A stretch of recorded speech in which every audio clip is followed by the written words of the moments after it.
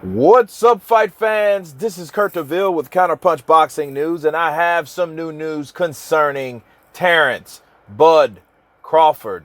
The man has snapped. The man has broke off, busted loose, went off again on Errol Spence. And this is what he has to say. Get a load of this. He says, "So what's been the hold up, homie?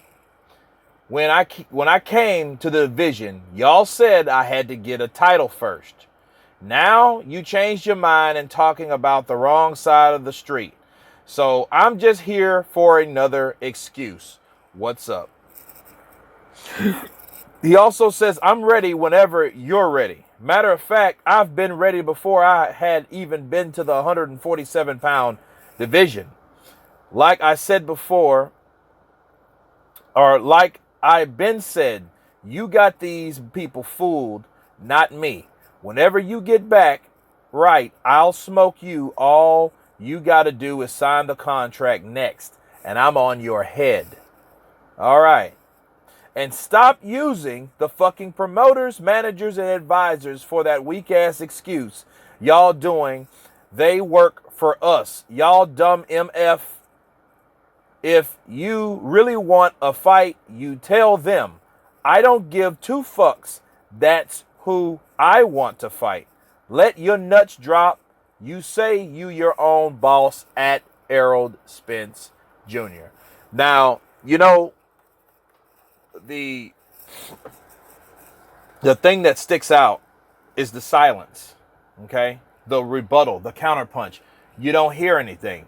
You don't hear anything that comes back. The only thing in this thread is Errol Spence replying back to, I don't know if that was Terence Crawford's wife or his mom, but he was like, well, if you're not afraid of nobody, because Errol Spence said, y'all really think that I'm afraid, don't have them fooled. And they're like, well, sign the contract. He says, well, that's a two-way street, ma'am. That's all he said. Terence Crawford laid down 3 to 4 hard, powerful paragraphs of realness to Errol Spence, blasting him, telling him, let your nuts drop. What's the hold up? You're not fooling anyone. Whenever you're ready, I'm going to go upside your head, and when I knock you out, I want you guys to have the same type of energy.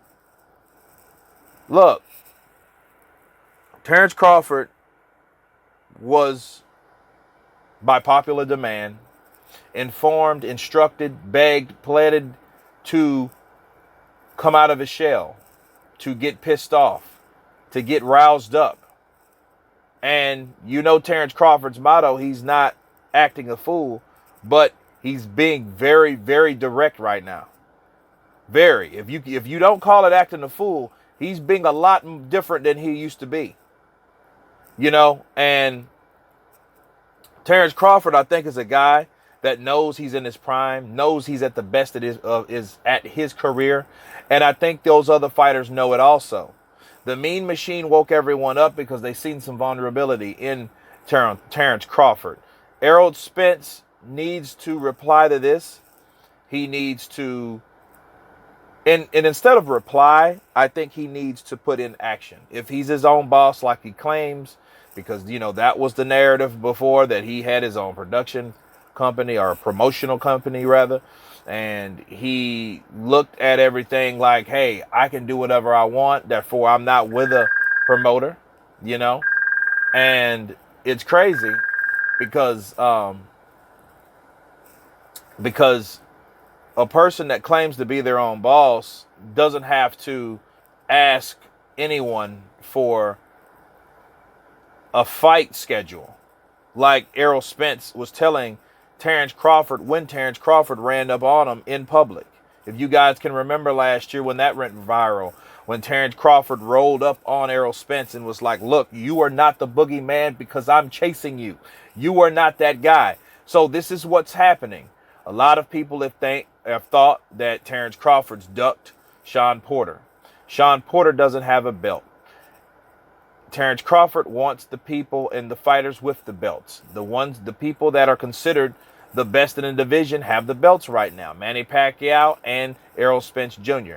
He's bitten one of Errol Spence Jr. I don't think him, and I don't see why he should change his mind now, because it's not like Errol Spence has lost any of those belts. It ain't like Sean Porter has gained a belt or anything like that. Yes, it would be a good fight, but if he is after straps, what could Sean Porter really offer him besides a good scrap? But he's after straps. Okay, so his thing is strap season. He wants these straps like he's accustomed to having the last 2 weight classes that he dominated and took over and conquered. Okay, but this here shows you that Terence Crawford not only isn't scared, but he's making the fight with these type of demands and comments.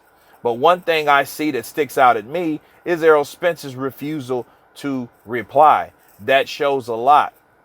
Okay, silence is the biggest, or one of the most powerful factors in the world. It shows you if you're either ready or you're not. And Errol Spence is not even real. He's not even responding. Like all that Terence Crawford said, and you get no response. You have to be afraid, reluctant,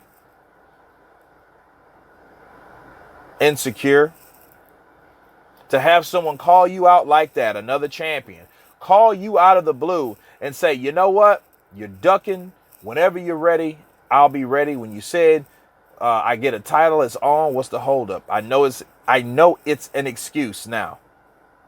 And it's up to Errol Spence to prove Terence Crawford wrong. That's what he needs to do. Make the fucking fight happen. Simple. Make it happen. But we will see what Errol Spence, if Errol Spence replies at all. But if he does not, we already know what the deal is.